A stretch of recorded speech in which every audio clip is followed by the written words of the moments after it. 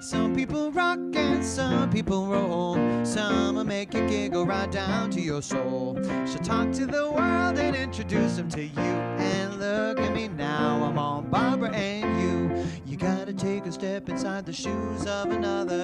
Get to know your neighbor, get to know one another. So talk to the world and introduce them to you. And look at me now, I'm on Barbara and you. Good evening and welcome to the Barbara and You show. And I was thinking as I was driving here, how often people ask me, how do you come up with those guests? 48 years you've been interviewing people? And my key is, I believe, is look and listen. And my guest tonight is someone I heard sing at a 90th birthday party, the same 90th birthday party we talked about on last week's show when the dancers were here. And I really tracked her down. It was a large party, but we wove my way through the crowd and got over to her and said, I have to talk to you. And it was like opening a door and finding a lot of presents behind the door. So now with all that said, I will introduce you to, and I'm so honored to have here, Frances Rahaim. I was concentrating on your last name, Frances Rahaim. Frances is kind of an old-fashioned name. You don't hear it a lot anymore. That's true. I was actually named after my doctor, if you can imagine. Really? Yeah. Back in the day, I'm dating myself now, when we had a friend who was a doctor who actually would come to the house sometimes. I remember those. Family friend. And apparently the story was I would not have been here if it weren't for his medical care to my mom. So when I was born, they didn't have a name picked out for me. And my mother said, I'm going to name her after the doctor. And they said, what if it's a girl? And she said, I'm going to name her Frances either way. That's right. So Frances with an E versus Frances with an I. Yeah. And like I said, myself and a lot of people at that party who knew you better than I know you, but we were all in awe because you were coming over to sing to the 90-year-old birthday celebration and for Richard, and I'm waiting for you to sing happy birthday. But anybody could do that. But you sang a very special song, and it was so emotional, and that's when I said, I got to meet this woman. Now, we're going to talk about the song later because I think we made an agreement that before this hour's over, you will sing for me, one way or the other. You will sing whether you want to or not, Barbara says. You agreed. Yes. I also agreed to bring a pianist who we don't have with us, but just for you, I will try it. We'll get around to that, but there's so much to talk about, and I hardly know where to start because it was like peeling away layers of something because I thought of you as a singer. Then I find out you're also an author. Then I find out you're a money manager, that you have your own radio show. Which one would you like to talk about first? You. I would like to talk about you first because I did feel like we were kindred spirits right away. I thought you were a party guest, and next thing I know, you said, I have this show on Community Access TV, and I said, so do I. And so it was an easy fit for us to get together and chat about this. But, you know, there is that sort of saying about jack of all trades, master of none. In fact, I sing a song that has that line in it. But I would say that both the music and the entertainment side of things and the financial side, the mathematician side, although I'm not an expert mathematician. I never claim that. But those two things are linked together in a special way that people might not expect. So they might think, okay, people who do numbers for a living are very left-brained. You know, they're not very creative. Everything is just one side of the brain is working, the other side is not. And actually, music and math are very closely tied together. For me, you know, what I do for a living has to do with helping people. A lot of times it's collaborating, it's, you know, working with a team, it's working to solve problems, and that takes something we call working memory. And there have been studies that show that music training improves your working memory. So there's all this back and forth between the two things. And so the entertainment side, the singing for people, the playing with other musicians, and I play in a band that is mostly jazz standards, a little blues, a little Brazilian, some pop crossover. I also sing with a 17-piece Latin orchestra, which is just a totally different thing. those skills. So that means you're bilingual as well? No, Oh. actually, no. I do sing some songs in Portuguese, Brazilian, but only phonetically. I don't speak the language. And with the Latin band, I sing in English. So, but there are other vocalists there too. But anyway, that balance between that outlet that I have in the entertainment side, which is not just the singing or the working with other musicians, you know, on the edge of the cliff, like listening really hard, you know, what's about to happen behind me, or if I go here, are they going to follow me? That sort of, those skills, that collaborative, improvisational attitude crosses over for me from my work, where I'm problem solving for people all the time. I'm just listening to a person or a couple or a company tell me where they're stuck, what's wrong for them financially, and I'm just listening hard. And then I'm collecting that data and I'm coming up with a solution. Much like the fine musicians who play with me would get into a solo and find a way to resolve it and toss it back to me so that I can hear it coming, you know, a measure beforehand. So you wouldn't think that they are intertwined in such a way, but in fact, they're much closer than people think. But it's not that what you're saying, I don't think applies to the average population. No? I think people like you who have such talents, you're born into it. You grew up with it. Okay, so what did the little girl Frances want to be when she grew up? So when I was a very little girl, my parents ran a kennel, and I loved cats more than dogs. And so I once told my mother when I was about 3 years old that when I grow up, I want to run a cat house. I was quickly laughed at and corrected, I'm sure.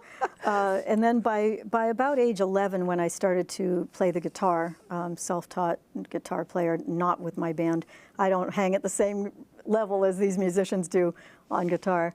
Then I wanted to sing for a living, and I sang country music and worked my way through school doing that.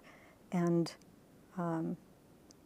yeah, I was once offered an opportunity. I haven't had the pleasure of you singing country. I love country music, and I watch the country music on TV whenever I get a chance to.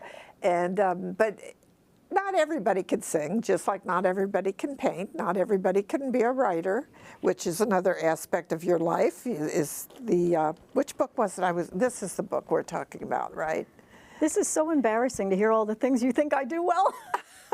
Oh, honey, just enjoy it. Just enjoy it. I'm always sincere.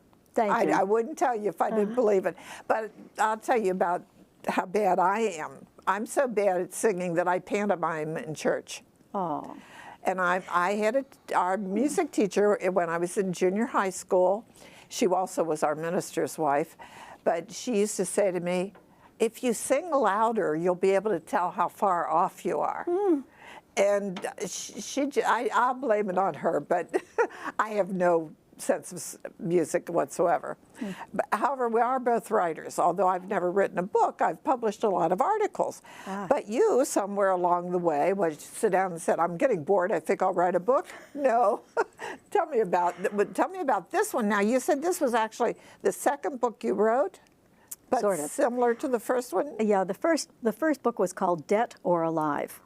And about 15 years ago, I started a company to get people out of debt. That's a story we'll get to, I'm sure. But I had never written a book. I had written also many articles.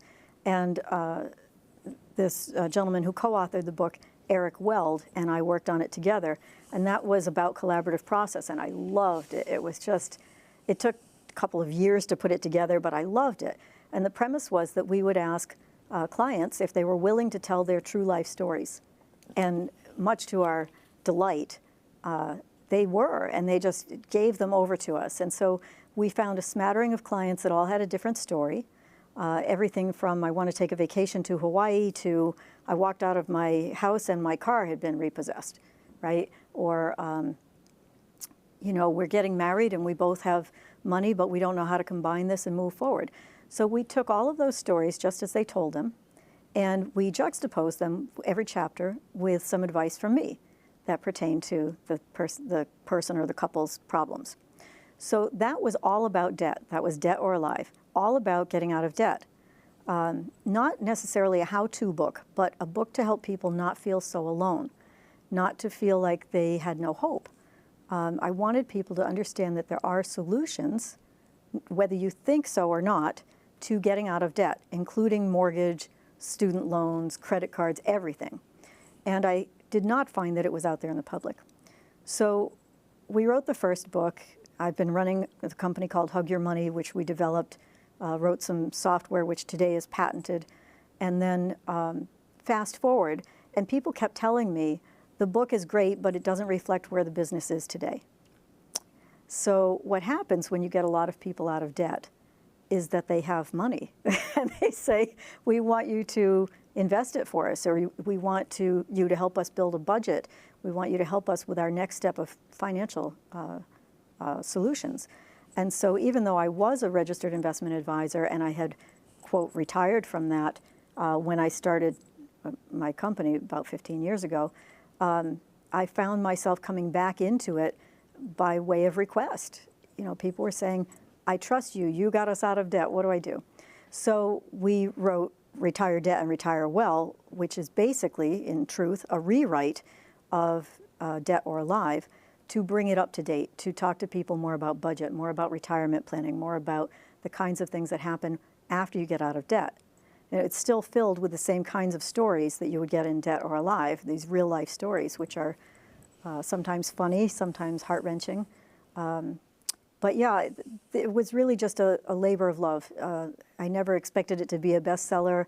I just wanted a way to get the word out to people who might not be in a place where they wanted to pick up the phone and call me, but they might say, I'm going to read that book, and they might come away from it feeling less alone and more empowered, and that was the goal. There's been a lot of TV commercials lately about people that are in debt to the IRS. Yeah. And when I hear some of these people's testimonies saying, yeah, I was behind in my taxes $58,000, that doesn't happen overnight, folks. You'd be surprised, actually. It can happen. In their defense, it absolutely can happen overnight. I'll give you some examples of how that might work. We just went through this thing with COVID, and there was a period of time when people were able to take money out of their 401ks without a penalty, even if they were under 59.5, because of COVID. Oh. But if they did not pay it back, then it all became taxable to them. And if they were under 59.5, they also had a penalty on that. Now, I never would have thought of that. Oh, there's a million things like this where people can get themselves into trouble. Part of what I try to do is minimize that stigma of debt. People hear debt and they want to say, I don't have any debt, or people in debt are stupid, or people in debt are lazy, or people in debt, weren't responsible. And I promise you, at least our clientele, very few of them, that's the case. Most of the time, they were going along just fine until something happened. They lost a job. They couldn't, at the end of COVID, pay that money back to the 401k. They got hit with all the taxes. They're self-employed, and they just, were making ends meet, and they weren't paying their taxes for a year. And at the end of the year, the accountant says, hey, you owe this much money. But I do want to speak to you about those ads that you see about, if you owe more than this. Those, you have to be very careful with ads like that.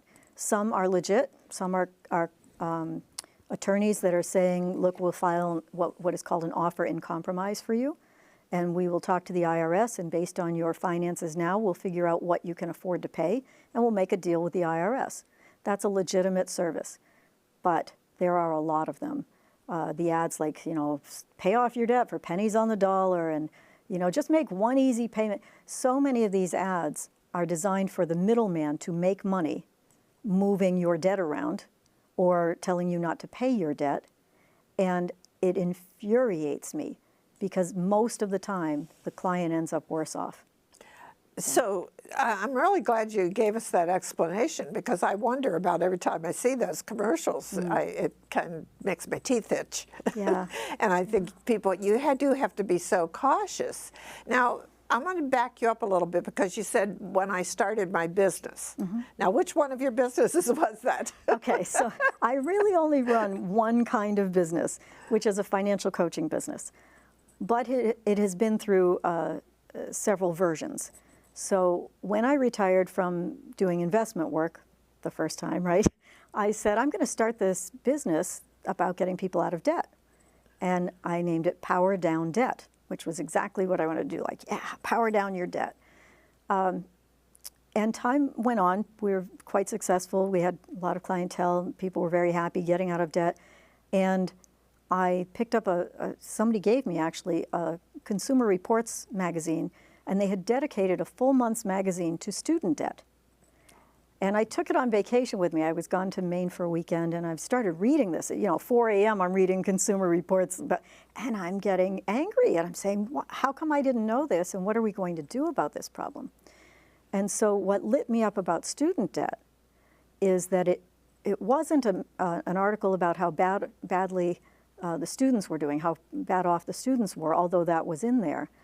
What really got me was that it was talking about people over 65, and that people over 65 were still paying their own student loans, paying for their kids' student loans, refinancing their homes, not retiring, et cetera, and that students were delaying what we call life markers, having a baby, buying a house, getting the career started, by 4 years on average. And when I read that, I thought, well, why can't I just do the same thing with student debt that we've been doing with mortgages and car payments and credit cards? And it turns out I could. So I started a separate branch of the company called Hug Your Student Debt. So now I had Power Down Debt and Hug Your Student Debt. And the promotion for both companies was very separate. But that soon became a little silly because the overlap was, inexplicable. So we kind of merged them a little bit along the way and tried to figure out what we were going to do next. And in the middle of all of that came this real need for retirement planning. It just happened that I'd had enough clients that were getting out of debt fast enough that I was getting more and more and more questions about, but what about my retirement? And so we relabeled the company as Hug Your Money, Inc. And that's what it is today, Hug Your Money, Inc. And if you go to either one of those other two websites, it will just bring you to Hug Your Money, Inc. So it's all under one umbrella. Now, are you a certified public accountant? No, thank you. No. Yeah, I didn't think you were. I know you have a Ph.D. in what? Finance. Ph.D. in finance. Yeah. Well, that's good enough. That's better than good enough. Again, you created your own company. It's not everybody that can run their own company. Do you have other employees? Yes. I want to say something about the doctorate thing for a minute, because it's always great that people recognize that, but I want people to really understand that what I do for a living, how I help people, is mostly from the school of hard knocks. It's mostly growing up with a family that didn't have any money, but I didn't really notice, right? They made sure that they could make ends meet certain ways. It's mostly about my own story, which is in the book about having to file a bankruptcy when I was 23, coming out of a terrible divorce and getting $95,000 of unsecured debt just dumped on me. And I scrapped to try to make ends meet and pay it off. And then finally, sobbing uncontrollably in an advisor's office, understanding that no, I must file this bankruptcy. And even then, I filed Chapter 13, which meant that I had 5 years to pay off the debt, and I paid it off 34 months early. And so I'm not bragging about that, but those kinds of experiences caused me to have a certain empathy for people who run into financial difficulties. I was doing everything right. I had a great credit score. I had a good job. I was doing everything right, but life happened, and that's the case for many people that I see. So necessity is the mother of invention. I started this business because I couldn't find a solution to my own problems years later, and everything I looked at either harmed my credit or just only looked at credit card debt. And I didn't have any credit card debt to speak of at that point. I just had mortgages and business loans and all of that. So I needed something to address it. Thank you so much for sharing that, because it's easy to, when you're at the level you're at now, to just, you don't have to tell your story, but you know it helps other people to relate to theirs, and that you really can help them and you care. I do care. I mean, I do what I do. Yes, I love it, but I certainly didn't have to develop software, you know, go through the patent system, build this incredible website with all these tools and videos. We produce a weekly show, as you know, that's on the radio and public access TV as well. That all takes, you know what that takes to do every week. And we do it just to get the word out there about financial wellness and financial literacy, which for whatever reason, I've yet to figure it out, we just don't teach in the schools. We teach economics. We teach stock market stuff. We don't teach people how to make a budget and pay their bills on time and save for the future. I don't understand why that has been pushed to the wayside, but it has. Even the government puts a course out about financial literacy and at a high school level, and the high school teachers will call me in to fill in the piece that is missing, which happens to be about managing debt. Huh. How do you compare being on radio versus TV? Oh, what an interesting question. I can tell you're a pro. So again, the line is blurred for me. I've been on radio for 15 years, I think, and on TV we do the Baseline show, which we'll talk about later. That's on the entertainment side, and I do financial fitness with the Money Doctor, which I used to do in a studio like this. I used to go in and interview in person. But now, with the advent of technology and my limited time, what we do is we do Fraser Crane. My co-host, Jess Tyler, who's the news director at WHMP Radio, we've set it up so we can do a Zoom meeting. So we have Jess on one screen, I'm on another screen, and our guest, if we have one, is on a third or fourth screen. And we videotape the radio show, and then that goes to the community access stations and YouTube and every place you get your podcast. When we did the Zoom thing during COVID, my show came from my kitchen. The advantage was I could interview people in California and New York City and all that. Yep. But I really liked it when I got back to the studio. I like it in the studio too. Yeah. It just seems more personal. And now I notice that the minutes are flying by, and we have a video we're going to show, and then you can tell us about. Do you want to introduce it in any way? I maybe should give a little background to this. So the video that they're about to see is a close friend and our bass player for several years named Don Baldini. And Don Baldini sadly passed away after a long battle with cancer in March of 2023. No, March of 2024, excuse me. And he was a larger-than-life person who toured with Frank Sinatra for 4 years. He played all over the world. And the musicians I'm playing with now are equally talented. I mean, it's amazing how blessed I am to play with the musicians I get to work with, and maybe we'll have a chance to talk about them a bit. But this clip is from the Baselines show. Don is a bass player, was a bass player, and we started this show as a way for Don to tell his stories, because every time we were at a rehearsal or getting together for dinner or anything, the stories would come out, and I'd say, "Oh my gosh, you did with what? With who? I'll never remember all these stories." So his wife Rebecca started to jot down some names in a little book, and I just started to play word association with him. Okay, Don, who are we going to talk about today? And I would just wind him up and let him go. And this particular time, he was talking about, this clip we're going to see, he was talking about a time that he thought was very special on the road, and he would say, a little birdie went off in my head and said, "Remember this moment." And so that's the clip you're about to see of Don playing the bass. You won't see Don, just like he said, he's like, "Where's Waldo?" He's behind the bass, and this is what he's watching. Okay, great. We get to the gala, of course, it's a big deal. Frank is the host.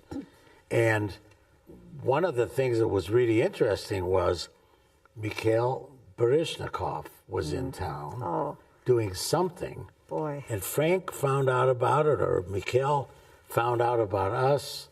And early on in his career, when he was with Martha Graham, he had done a famous improvisational, or well, I should say, he choreographed a dance, a solo dance, with a lamppost and a trench coat. Yes. to the music of Frank Sinatra. Yes, yeah. And he was a young guy. I guess he Yeah. was like in his early 20s. Oh, So was he so finds gorgeous to out that watch. we're doing, and so without any rehearsal, he shows up at the gala, and Frank tips off Tony Mottola and I and Joe, because we're the only ones that play, on One for My Baby. And here we are in the middle of the show, not rehearsed. Frank takes off the tie, sits on the side of the stage. I guessing it was probably Jack Daniels, although it was in a coffee cup, but sits on the side of the stage, lights up a cigarette, which I can't even imagine was permissible. yeah, right. And suddenly a little pin spot comes on, and they put an old-fashioned lamppost on the stage, and here comes Baryshnikov up the steps, because it was a raised stage, almost like a boxing arena.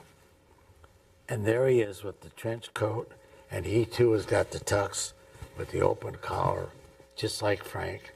And we do, it's 2:45, there's no one in the place. And he starts dancing. And I remember saying to myself, remember this moment. It's 2:45. This is pretty special. You've got, first of all, two giants of entertainment. Oh, my gosh, Frank yes. Sinatra Yeah. with this definitive You and me. Harold Arlen song, which a lot of people have recorded, Oh, yeah. including Tony Bennett. And set 'em Oh, up. it's But such a no good one song. ever did it like Frank.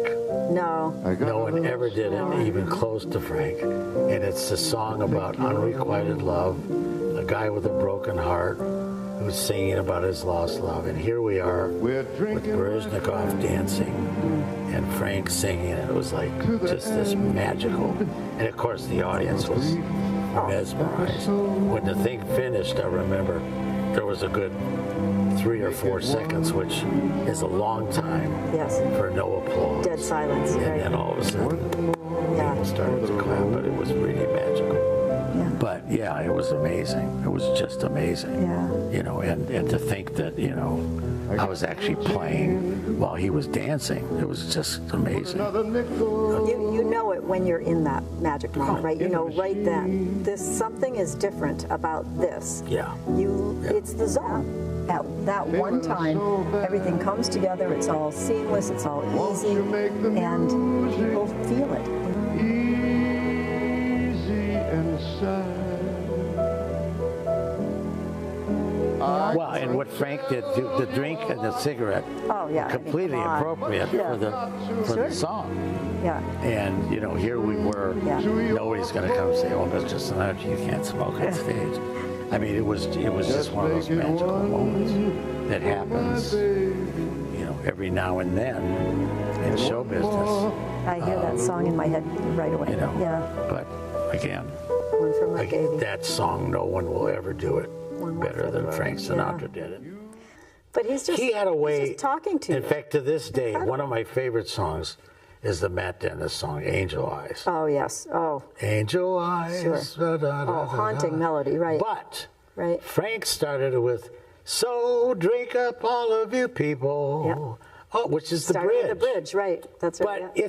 it's the perfect opening. I don't know why everybody doesn't start that song with, I so don't know. drink up all of you people. Yeah. Order anything you see. Have fun, you happy people. The drink and the laughs on me. Try and say That's that right. love's not around.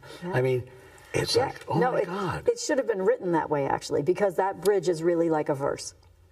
And Well, if you speaking sing it of like a verses, verse, there it is. I've got this wonderful recording called Sinatra and Strings, which Don Costa, the beloved Don Costa, who wrote for all kinds of people, did the entire album.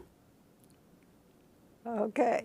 Wow. And that's you interviewing your friend. Yes. Oh yes. my goodness, what a thrill. And how you put that together with the video. Oh.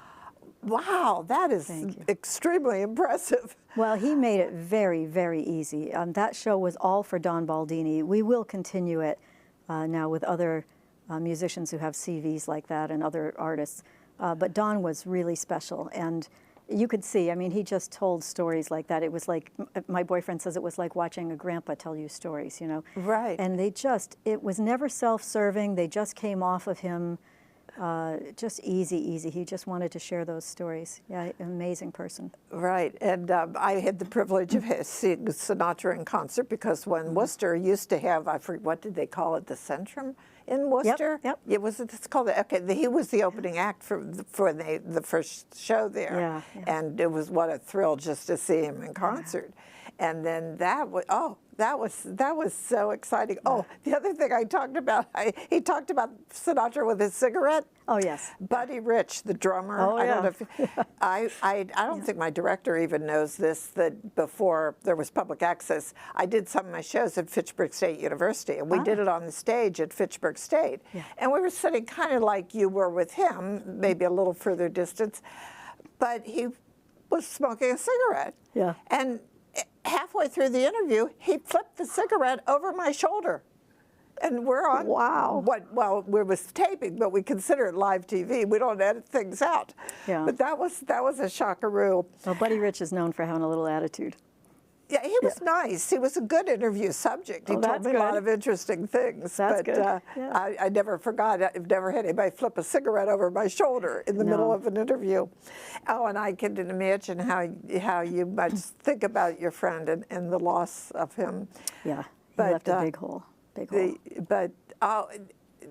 So I'm still back to the multiple Frances. Suddenly I feel like Sybil.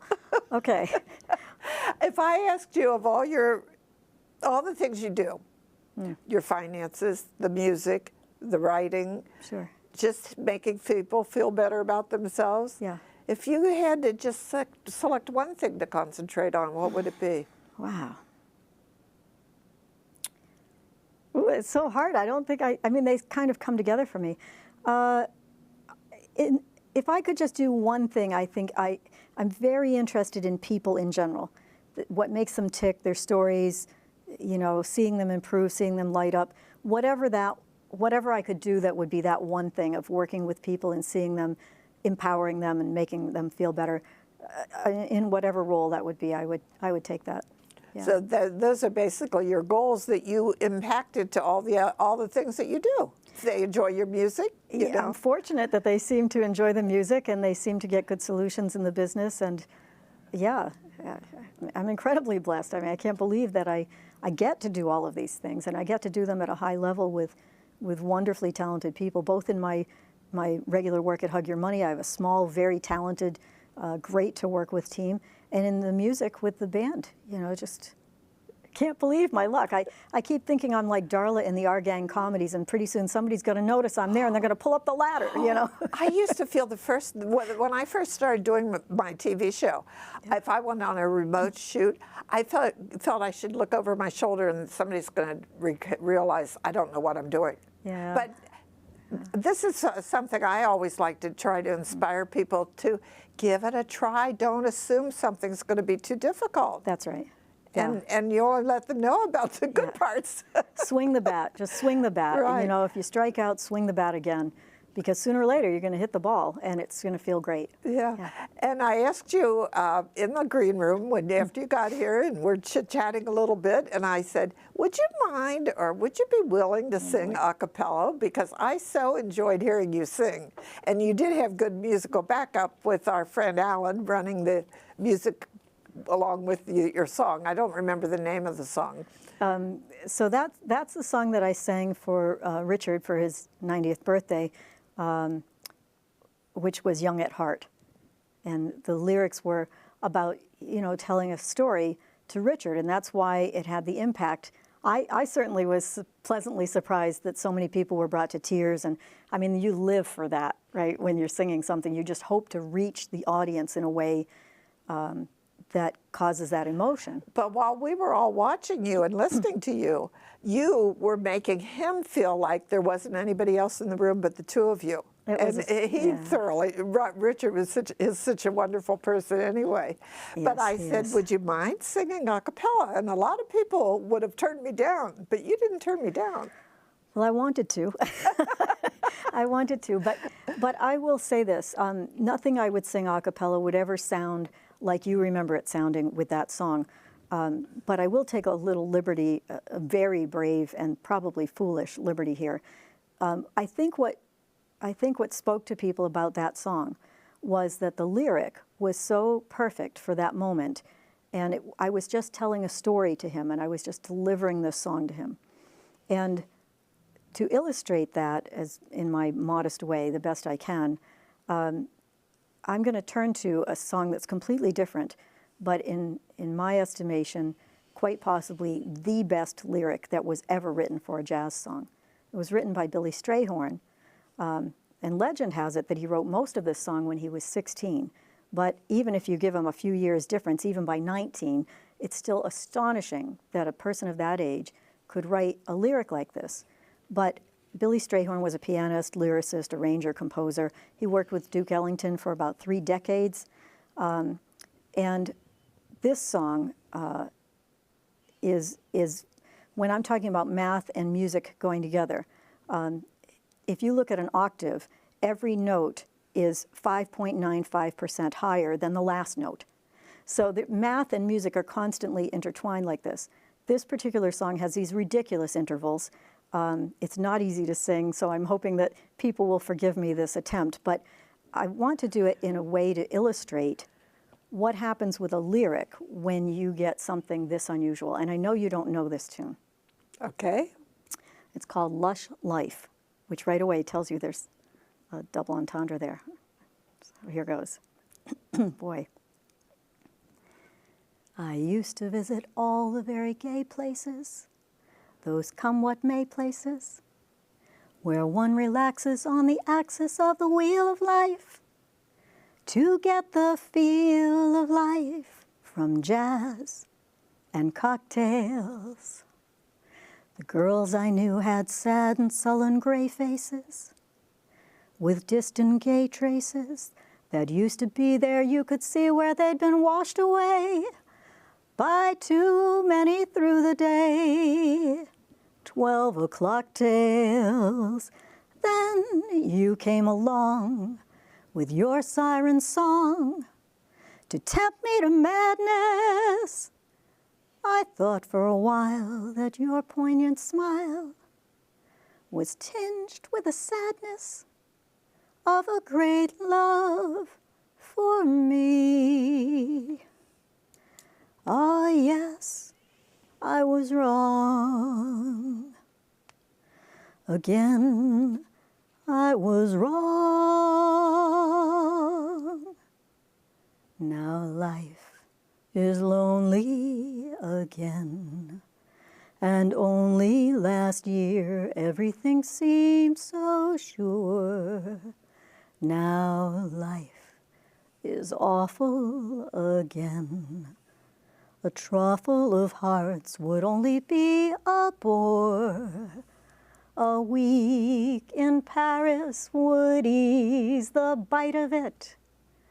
All I care is to smile in spite of it. I'll forget you, I will, while yet you are still burning inside my brain. Romance is mush, stifling those who strive. I'll live a lush life in some small dive, and there I'll be while I rot with the rest of those whose lives are lonely too.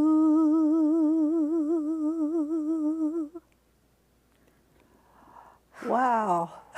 I have the feeling I've heard that song. Oh, I'm sure that you have. But it's not. It's not. I'm sure that you like have. Frank Sinatra's song that everybody's familiar with. Yes. And you could. How do you remember all those lyrics? And the lyrics are such a story, aren't those? they? That's why I chose that song on a moment's notice, because so that's working memory we were talking about earlier, that music training can improve working memory. For me, lyrics are a story, and they peel off in my mind in that way. Now, for instrumentalists who don't listen to lyrics at all, they just play instruments, they're like completely lost. Sometimes in the band, I'll say, no, we're at letter C where the lyric is, and the guys look at me like, lyric? What lyric? There's a lyric there, But you heard that weird, haunting melody with all these intervals, all these movements. Imagine somebody of his age writing something like that, and it has stood the test of time. If you ask anybody in the jazz world about Lush Life, the first thing they'll go is, oh yeah, God, good luck, But just to interpret it, I just love the lyric. And it's written incredible. by a And the male. music. Yes. And hearing you sing it, we could picture a female going through all this. Yeah. That was really quite beautiful. And thank you for doing it, because a lot of professional people wouldn't have done it where I just threw it at you and said, would you mind? Well, it doesn't put you in the best light, but as we've been talking about, you have to have some guts. You have to have some courage if you're going to succeed at any of these things. And it really is about risk. And I think that when you're singing on stage, if you don't risk something, or when you're playing on stage, if you play it too safe, if you rehearse everything so you're just going to do it the same way every time, the audience knows it. You become background music. When you can connect in a way that we hope we connect, right? It won't happen on every tune, but when you get some magic there, you know it. You absolutely know it. Well, and if you're with the right group, and we've talked about, Robin says she can get a close-up of this cover of the... Ask Me Now. Tell us about the group that you've been singing with. So Ask Me Now is a vocal quartet, no drummer usually. That particular album was done with a drummer. It was recorded live in Leominster at the Dance to Swing with about 200 dancers. And Paul Spagnola did the sound on it, and Alan Cormier asked, the first time we played there, he said, we have to record you, would you come back and record? So they set up a whole recording studio there. It was a blast to lay that down. The pianist on there is Alex Nakamovsky, and the bass player is Wayne Roberts.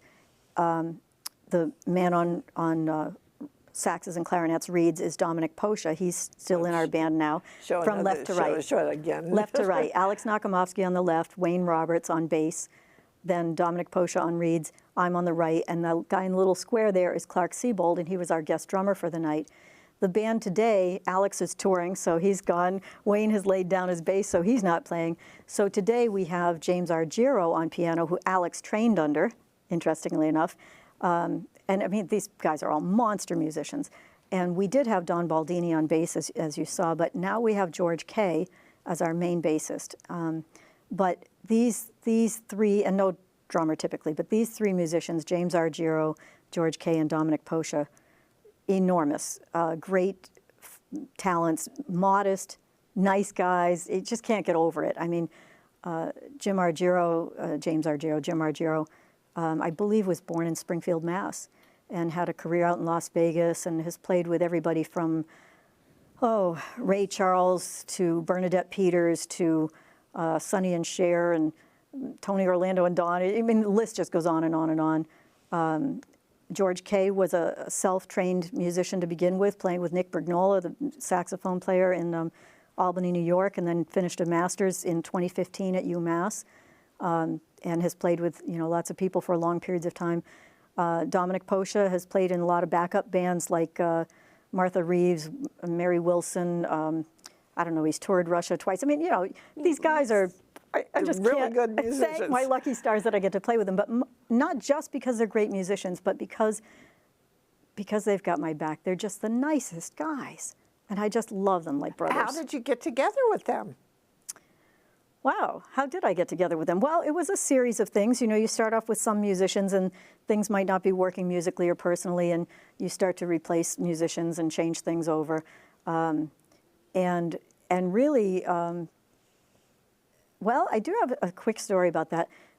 We were in Italy. Dominic Posha, myself, my boyfriend, and I were in Italy, and I was afraid to tell him because I thought he would talk me out of it. But I thought, I remember this great pianist that I sang with one time. He just plays beautiful voicings, beautiful stuff. I wonder if he would do it. And so I wrote to him. I didn't tell Dominic. I wrote to him. I said, "Gee, I don't know if you remember me, and would you be considerate?" And he wrote back, "Of course I remember two such lovely people as you. Yes, I'd be interested." So we had a new pianist that was a high caliber. And then Dominic said, maybe we could get Wayne Roberts. And so I wrote to Wayne. And Wayne came to a party that we were at about a week later, and he said, "I just have one question for you." And I said, "What?" And he said, "What took you so long?" So now we had Wayne. Oh. And then through just personnel changes, like I said, Wayne has laid down his bass. And we had Dawn, who was great. Now Dawn has passed away. We have George, who's great. And Alex, when Alex knew that he couldn't do it because he's touring, he's all over the place, he went to Jim, who we'd known for years also, and said, "I've got to leave the group. Will you play?" And Jim called me and said, "Yeah, I'll do it." Yeah. And as you're talking, I'm thinking, look how far you've come. I'm glad you told us that as far as the finances, you learned from your own experiences how to give people good advice. Hopefully, yes. That's the goal. And when did you discover that you're also a wonderful singer? I haven't discovered that yet. I keep trying, and that's not being modest. Dominic has to talk me out of it sometimes because I just feel like I will never be at the level that these guys are at. But they will also say, "Look, we don't sing. You're the one connecting with this audience this way." So I would not say that I'm a wonderful singer, to tell you the truth. I don't have, as you've all just heard, I don't have the world's best voice. I'm not a Whitney Houston or Barbra Streisand. I'm not ever going to be anything like that. But I do have a passion for the music.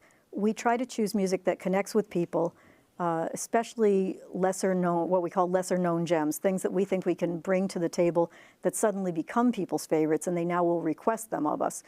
I would love to wake up tomorrow with this, God-gifted voice and all of that, but you work with what you got, Barbara. and I'm happy to keep, I keep practicing, I keep trying, and we record all of our performances, and sometimes I have the nerve to listen to them, and you can learn a lot about yourself if you listen. Oh, people are very critical of themselves. Even you bet. It used to be when I walked in the studio, if something was playing that I was talking, I'm like, Yes. "Ooh, that voice, who is that? That's me." Yeah.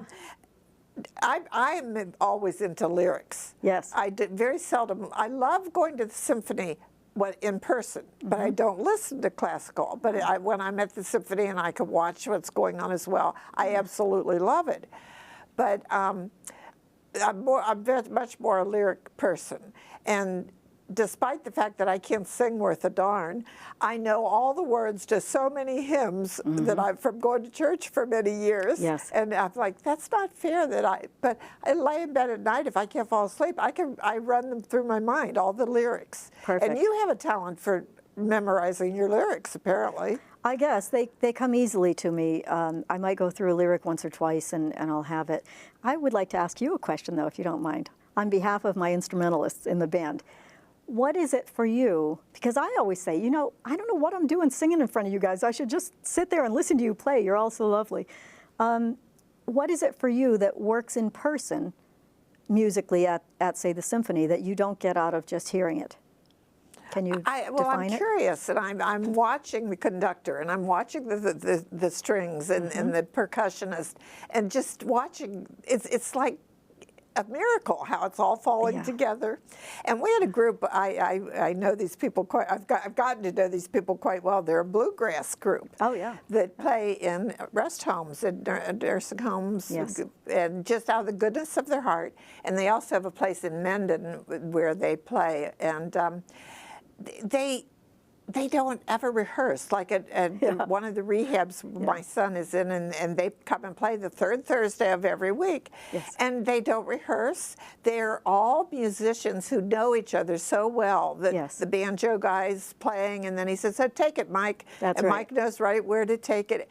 And there's just some special link between those musicians. It's as much fun to watch them as to hear their music. Yeah, that's the conversation. Our band very rarely gets a chance to rehearse, but when you're playing a lot, you're basically, you're always keeping sort of a well-oiled machine.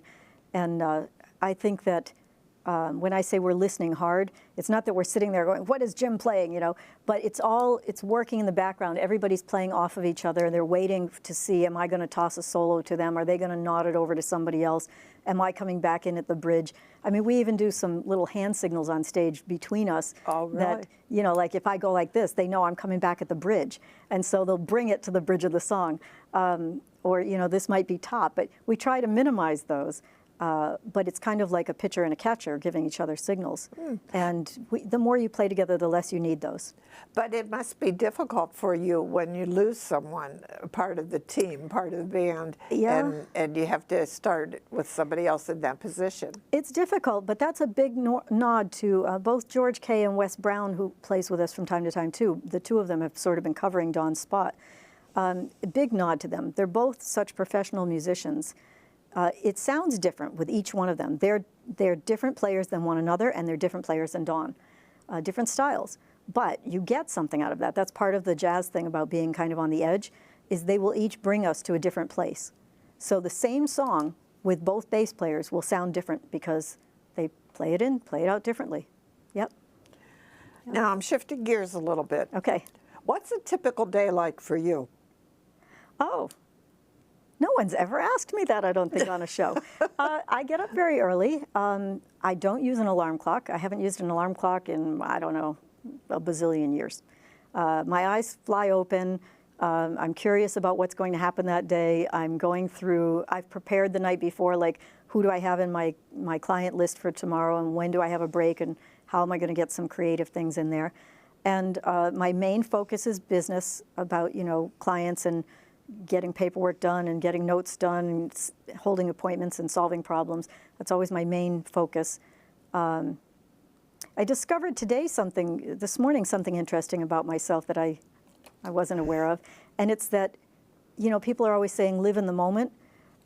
Apparently somewhere along the line I learned how to do that, but I live in the moment almost to a fault. Like yesterday I might have looked and said, okay, I've got these 3 appointments, but I didn't plan what I was going to do in the evening. Dominic is always saying to me, did you remember to eat?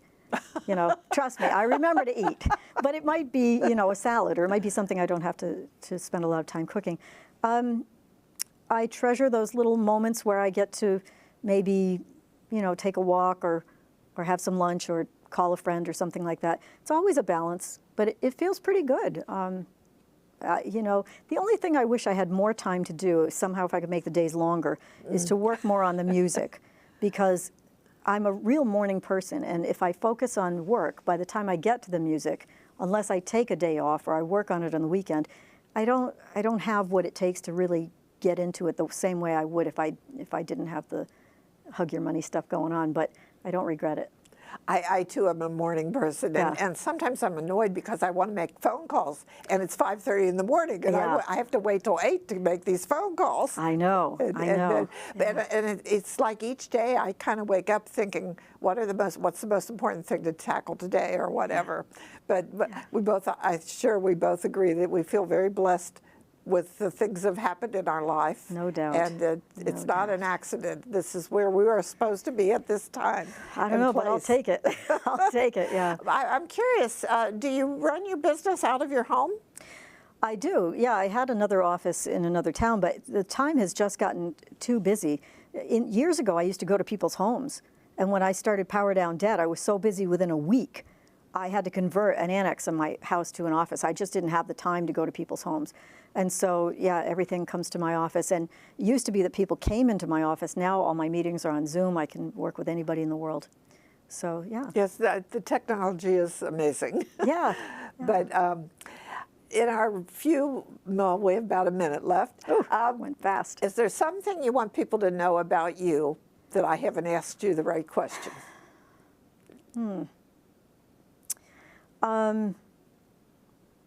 Maybe 2 things. One, please come out and support live music. If you don't support live music, we won't have live music, right? You can't just watch it from home. These restaurants and places that require income to pay the bands need to see your face, your butts in the seat, and your money on that check. So just, even if you think of it selflessly, that we're going to go out and support something rather than we'd like to have a night out. I don't care what gets you there, support live music. And the second thing is, I think, don't be afraid to ask for help about your finances. You are not alone. Nobody knows this stuff. And I don't care what has happened to you. We're just going to call that so what. There's not going to be any judgment about how foolish you've been or anything like that. That's just so what. And now we pick up the pieces from here and we move forward in a proactive manner. Very wise statements. And Thanks. too many people hold grudges, I find. Yeah. When something goes wrong, forget it. Put it behind you and put one foot in front of the other and keep moving. There's no percentage in it. It's not going to help you to worry, to feel bad, to blame your partner. It's not going to help you. You need to take one step and then start to recover. Yeah. Well, Frances Rahaim, I am so glad we met and that you agreed to come all the way out here to do my show. It was a Thank you pleasure. so much. I enjoyed every minute of it. Thank you. Thank you, Barbara. Anytime. And of course, I thank you for watching and hope you'll join me again next week. This is Barbara Foster saying good night and God bless you.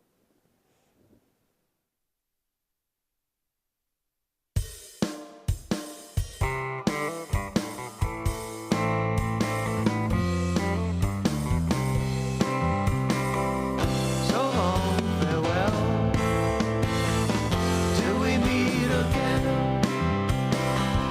Goodbye for now. Come back and then we'll talk some more about the things we've done together. We'll talk and plan things out. You know we can make it better.